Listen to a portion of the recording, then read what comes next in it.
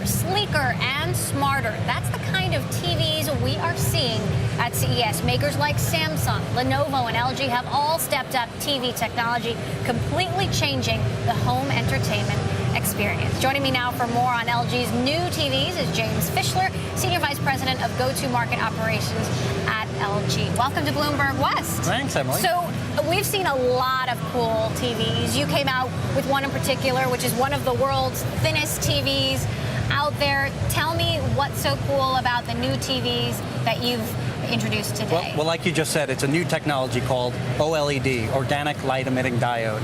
It's 55 inches, and it's as thin as 3 credit cards. And this technology makes the screen more like a computer or a phone screen rather than a television screen, right? It's as lifelike as you can imagine.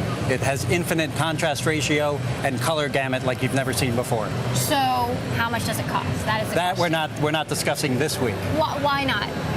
You know, we find that we want to just wait until we know what consumer demand is, and then we'll introduce it at a market right price. Now, TV sales have really been struggling. How do you convince consumers to start buying TVs again? They've got tablets, they've got phones, they've got a lot of other devices where they can watch content.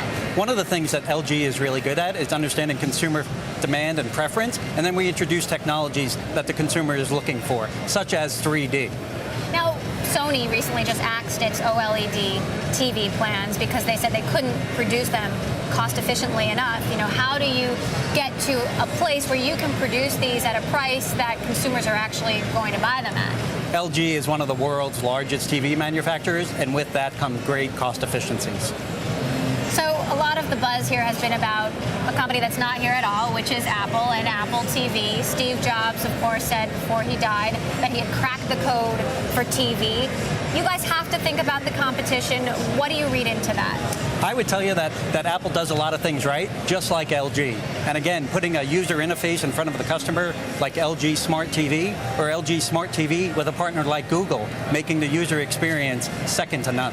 And you guys are still betting on 3D TVs. You actually have a new technology, passive 3D technology, which you think consumers are going to be more interested in. Why are you still pushing 3D? And when is it really going to take off? It's absolutely taken off now. LG is the world's fastest growing 3D manufacturer, and consumers have really gravitated to the movie experience at home. Cinema 3D, passive technology, is just like the movie theater. And now with LG, you can get a TV with 12 glasses at home for very low cost. And we make glasses for kids, for women, for men, and even prescription. So how is the passive technology different from, you know, the original technology that's been out there? I would tell you that it is the original technology. Again, it's just like it is in a movie theater. Okay, but what's different about it? It's inexpensive, lightweight, and no batteries in the glasses. Now, you guys have also partnered with Google TV. Google TV had a bit of a slow start. Why are you betting on Google TV? Google clearly is the benchmark in search. Imagine watching TV and using the power of Google and LG to search for things you want to watch on your TV. How cool is that?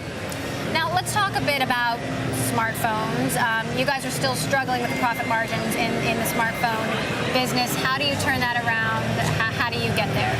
We are one of the world's largest smartphone or mobile phone manufacturers, and here at CES we introduced a brand new phone. Actually, I think I have one on me. It's a surprise demo. It's a Verizon Spectrum phone. It's a 4.5-inch screen with true HD 720p content. We have an exclusive partnership with ESPN HD to stream live or pre-recorded content in HD on a smartphone.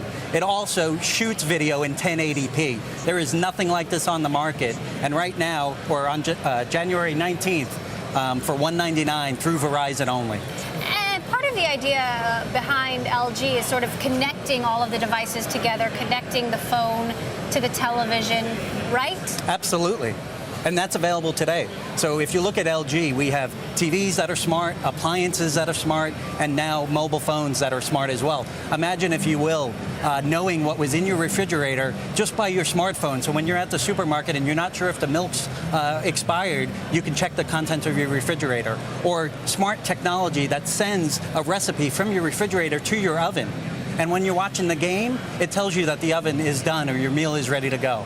We're going to be talking to Paul Kudrowski, a Bloomberg contributor, later, who thinks this is the year of the TV. You know, given that sales haven't been going so well over the last couple of years, that this might be the year that they really do turn around. What about voice control? What about motion control? We're hearing a lot of new devices out there touting these features. Absolutely, and it's no different for LG. We have gesture control, voice control. We make it as simple for the consumer as possible to sit on their couch, enjoy their TV experience. But with more and more content, you need an easy way to navigate it. And what better than just a simple gesture or a voice command? All right, James Fishler at LG. Thanks so much for joining us Emily. here on Bloomberg West.